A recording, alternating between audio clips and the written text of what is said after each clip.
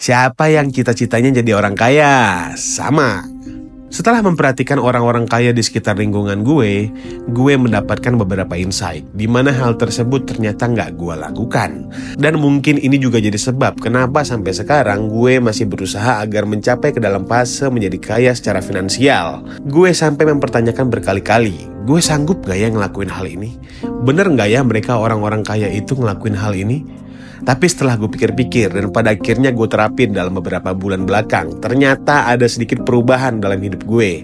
Dan gue harap ini adalah salah satu jalan supaya gue bisa mencapai fase menjadi orang kaya secara finansial. Dan di video ini akan gue bagikan insight yang gue dapatkan ke kalian. Jadi pastikan kalian tonton sampai habis ya. Yang udah kaya boleh skip deh video ini. Yang pertama, budgeting. Awalnya gue gak sadar kenapa hal ini penting. Gue pikir ya udah, gue simpan aja uang gue di bank, lalu bakal gue tarik kalau gue butuh. Dan ternyata itu salah menurut gue. Gue ngerasa ada yang beda banget ketika gue sudah memulai untuk budgeting per bulan. Uang yang akan gue pakai itu berapa. Misalnya untuk makan sekian, entertain sekian, safety net sekian, investing sekian. Nah ini tuh sesuai gaji ya. Setelah gue ngelakuin budgeting, gue bagi-bagi pos-posnya. Akhirnya uang yang gue punya itu masih bersisa banyak. Gue sadar karenanya ini bakal gue bahas di poin kedua.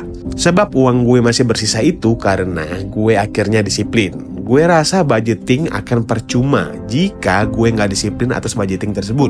Mungkin kalau dari dulu gue disiplin atas masuk dan keluarnya uang gue, mungkin tabungan gue sekarang udah banyak. Karena kuncinya ada di poin ini. Percuma bikin rincian budget belanja bulanan kalau kita nggak ngikutin dan disiplin dengan angka yang sudah ditentukan. Hasilnya akan sama dengan awal-awal gue yang naruh duit gue di ATM lalu ngambil duit jika diperlukan. Karena dua poin tersebutlah gue akhirnya bisa merasakan uang gaji bulanan itu masih ada sisanya. Nah, barusan kalau dalam strategi itu adalah strategi bertahan. Lalu kita akan bahas satu poin tambahan di mana ini adalah strategi menyerangnya, yaitu gimana caranya biar bisa benar-benar jadi kaya. Satu hal yang harus kalian sadar, dan gue sadar dari beberapa orang yang gue tonton podcastnya dan orang-orang kaya di sekitar gue, mereka bilang satu hal yang sama, yaitu ketika lo menjadi kaya, pemasukan lo harus ditambah, tapi pengeluaran lo sebisa mungkin jangan bertambah, harus tetap segitu.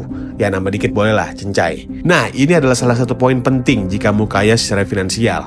Kadang cerobohnya gue ngerasa ketika ada uang lebih artinya bisa foya-foya lebih, dan itu salah besar.